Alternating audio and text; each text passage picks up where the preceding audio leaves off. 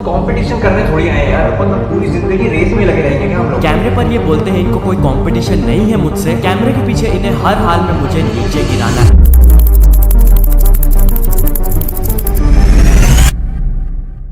एक कंट्रोवर्सी जिसने YouTube India के दो बिगेस्ट क्रिएटर को आमने सामने खड़ा किया, भुवन बाम वर्सेस अमित भड़ाना। सिर्फ कुछ इंस्टाग्राम स्टोरीज और देखते ही देखते पूरा इंटरनेट दो हिस्सों में बढ़ गया। सीरियस एलिगेशन लगे, इनडायरेक्ट रिप्लाईज है और आज भी लोग डिबेट करते कि उस वक्त में हुआ क्या था। क्या ये सब एक मिसअंडरस्टैंडिंग थी या फिर कैमरा के पीछे कुछ और ही चल रहा था। आखिर इस कंट्रोवर्सी के बाद ऐसा क्या बदला, क्योंकि आज भी लोग इस इंसिडेंट को अमित भड़ाना के करियर का बिगेस्ट टर्निंग पॉइंट में से एक मानते हैं। इस वीडियो में हम टाइमलाइन के साथ एक एक इंसिडेंट को डिकोड करेंगे। ये सब शुरू कैसे हुआ, किस बात ने किस कंट्रोवर्सी को इतना बड़ा बना दिया, किसने किस पर एलिगेशंस लगाए और इस पर मैटर का एंड कैसे हुआ।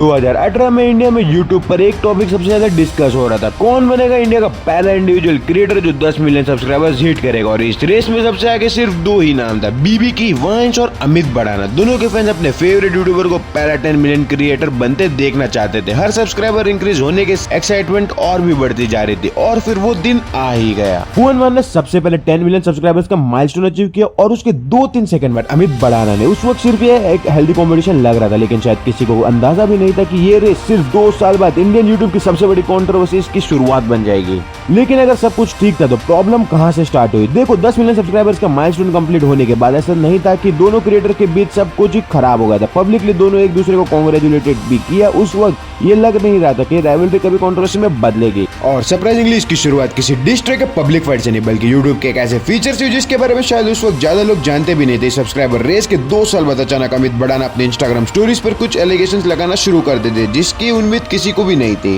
अमित भड़ाना का क्लेम था कि कोई कॉम्पिटिटर जानबूझकर उनके वीडियोस पर एड्स रन करवा रहा था कि लोगों को लगे कि उनके व्यूज ऑर्गेनिक नहीं बल्कि पैसे देकर लाए गए हैं। लेकिन नेट चलवाने से क्या प्रॉब्लम है। अगर सिंपल लैंग्वेज में समझाए तो यूट्यूब पर किसी भी वीडियो को एडवर्टाइजमेंट की तरह प्रमोट किया जा सकता है, लेकिन अगर किसी क्रिएटर के नॉर्मल वीडियो एड्स के थ्रू लोगों तक पहुंचने लगे तो ऑडियंस उसे स्पॉन्सर्ड या प्रमोशन समझ सकते हैं और कोई लोग ऐसी वीडियोस देखने से इग्नोर कर देते। इसी वजह से अमित भड़ाना का मानना था कि इससे इमेज और चैनल दोनों का नुकसान हो सकता है। उस वक्त अमित भड़ाना ने किसी भी क्रिएटर का नाम नहीं लिया, लेकिन इसके बाद एक ऐसा इंसिडेंट हो जिसने पूरी डिस्कशन की डायरेक्शन ही बदल दी। 2 हफ्ते बाद भुवन बाम ने अपने इंस्टाग्राम स्टोरी पर स्पीयर शब्द में लिख दिया, हसल करो भसड़ नहीं। और बस यही से इंटरनेट पर और ज्यादा डिस्कशन होने लगे, बिकॉज टाइमिंग ऐसी थी कि लोगों ने सिर्फ इसे एक नॉर्मल कोड की तरह नहीं देखा। लोग स्पेकुलेट करने लगे कि ये स्टोरी अमित भड़ाना के एलिगेशंस का इनडायरेक्ट रिप्लाई था या फिर एक कोइंसिडेंस है।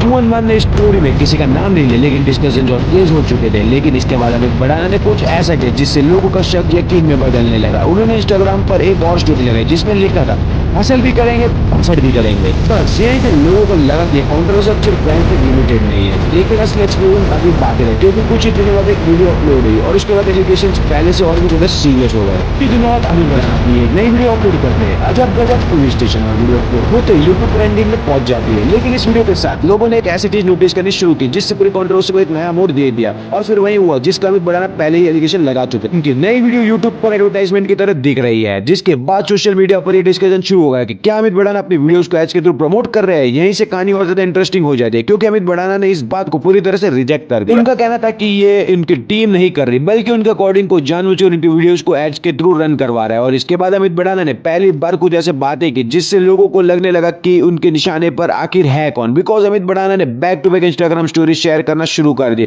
और इस बार उनके स्टेटमेंट पहले से और ज्यादा डायरेक्ट लगने लगे। उन्होंने कहा, कुछ लोग कैमरे के सामने दिखाते कि उन्हें कोई कंपटीशन नहीं है, लेकिन कैमरे के पीछे मुझे हर हाल में नीचे गिराना चाहते हैं। इंटरेस्टिंगली इसके कुछ वक्त पहले भुवन बाम ने अपने क्वेश्चन एंड आंसर में कंपटीशन को लेकर कह चुके थे। क्या अभी भी कंपटीशन फील करते हो भाई? कंपटीशन करने थोड़ी आए हैं यार, मतलब पूरी जिंदगी रेस में लगे रहेंगे क्या हम लोग। मैंने तो इसलिए शुरू किया था कि लोगों तक इमोशंस बांट सकूं, लोगों को हंसा सकूं, लोगों को रुला सकूं। इसलिए थोड़ी किया था कि टॉप पे रहेंगे हमेशा।